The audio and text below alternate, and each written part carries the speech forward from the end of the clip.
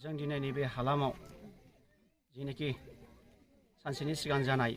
इभेक्सन जायगानि नामानो जाहैबाय 2 नं कालबारि आरो गलगाटा दा बेयाव जों चिरां डिस्ट्रिक्ट बनसुनि आरो सान्तिपुर आन्सलिकनि जानानै जों दिनै नैबे हालामाव जों दिनै नुजाफैदों आरो फैनानै जों जोबोद दुखुजों नांफैदों परिस्थितिखौ जों नायनानै गाज्रियैनो जोंनि माखासे हारिफ्रा गोहोम गोलैदों जा खस्थ' लानानै बिथांमोना नैबे हालामाव जाय मानसिफ्रा हा गैया थांनानै थानो थाखाय दा बिथांमोना नैबे जायगायाव फैनानै गावसिनि जेनाखि थांनानै थानायनि राहा लामाखौ खालामना लाफैदोंमोन नाथाय दिनै सरकारा माखासे गावसिनि आयेनखौ लानानै बिसोरो दिनै बिथांमोननि जेनाखि दुखु खस्थ'नि गेजेरजों थांनानै थानो थाखाय जेनाखि गावसिनि जिउखौ खांनो थाखाय जेनाखि न' खस्थ' लुफैदोंमोन बिथांमोननि न'खौ दिनैहाय थेर बेथेर खालामनानै दिनै गालांबाय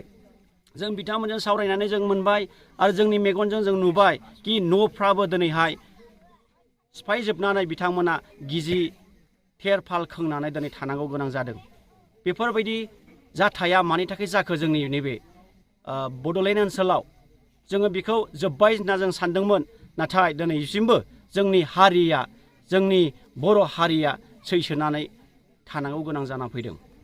दा बेफोरबायदि अबस्था जों माबेनिफ्राय बे जाबोगासिनो दङ बेखौ सरकारा दिनैसिम सलिउसनाव लाबोनो हायाखै नामा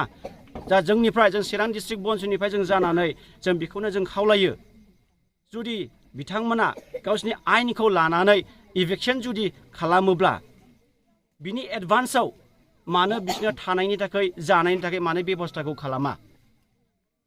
जुदि खालामखायो गावसोरनि दिन थारिख जुदि थिग खालामखायोबा होमबा बिसोरनो थानायनि थाखाय मोनसे एडभान्स जायगाखौ लकेसनखौ बिसोरनो खालामना होनांगौ दिनै बिसोरखौ मानो दाउसा मावरिया दिनै खालामखो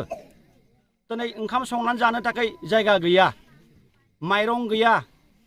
दै लोंनो थाखाय दै मोनाखै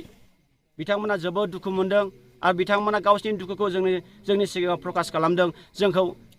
जुनारफोरबायदि खालामबाय होननानै बिथांमोना प्रकास खालामदों दिनै जुनारफ्रा थांनानै थानो थाखायबो बिसोरनाबो न' मोनो जायगा मोनो उन्दुनो थाखाय नाथाय मानसि माहारिया जायगाखौबो मोनला नामा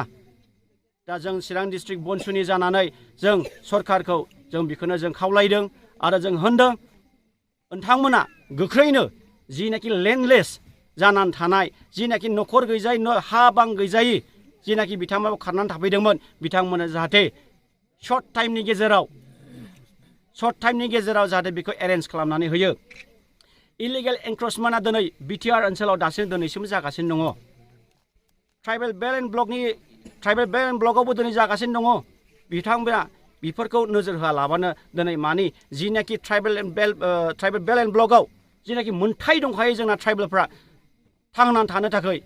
बेखौ दिनै मानो नोजोर होदों हा दङमोनबा बिथांमोना निस्सयबो फैनाय नङामोन हा गैजायैनि थाखायसो बिथांमोना फैदों दा बिनिखायनो जों बेखौनो जों डिमान्ड खालामगोन सरकारनिसिम बिथांमोननो थांनानै थानायनि राहा लामाखौ सर्ट टाइमनि गेजेराव मेनेज खालामनानै होनांगोन जायगा खालामनानै होनांगोन बेखौ जों चिरां डिस्ट्रिक्ट बनसुनि जानानै जों बेखौ जोङो सरकारनिसिम जों दिनै खावलायनाय थाबाय नोंथांमोना चिरां जिल्ला बनसु हिसाबै नोंथांमोना दिनै बेवहाय माखासे जाग्रा आदारफोरखौ नोंथांमोना गथायफैदों बेवहाय नोंथांमोना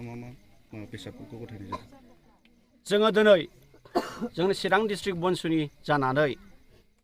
जों गोसो गुदुं जानानै बिथांमोननि दुखु खस्थ'खौ जों नुनानै आलाय सिलायखौ नुनानै जा हायो बोथिसेनि थाखाय जों माखासे माइरं आरो दालि बेफोरबायदि बेसादखौ जों एरेन्ज खालामनानै जों लानानै फैदों नंगौ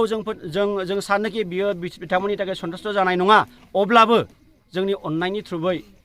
मोनसे सहायखौ जोंनिफ्राय नोंथांमोना जों दिनै होफैबाय नोंथांमोना बेखौ अननानै बजबनानैबो लाबाय आरो जों आसा खालामबावो फैगौ दिनफ्राव आरो बिनिफ्राय बांसिन जों होफैनो हागोनखौ जों नोंथांमोननि सायाव जों दिनै बुंनानै गालांनो 39 बोसोरनिफ्रायनो देहायारि जोथोननि बिथिङाव बुहुमनि बयजोंबो फोथायजानाय लोगोसे साबसिन आरो रावजोंबो रुजुजायै गोरोन्थि गैयै फिथाइनि रादाय होग्रा एपल' डायग्नोस्टिक्सआ नोंथांमोननि साखाथियाव सौफैबाय बे एपल' डायग्नोस्टिक सेन्टाराव थैजों सोमोन्दो थानाय गासिबो बेराम कोविड-19 बेराम खि हासुदै आरो गुबुन गुबुन बेरामनि आनजाद खालामनाय जायो। नोंथांमोनहाबो आनजाद खालामजाफैनो हागोन। थंआ जाबाय क'क्राझार टाउननि मालदां बाजारनि साखाथियाव थानाय रिलायन्स पेट्रल पाम्पनि उल्थाथिं। रोखायै मिथिनो थाखाय नोंथांमोनहा 6001517103 नाम्बाराव सुलु लानो हागोन। एप'ल' डायग्नोस्टिक सेन्टार क'क्राझार।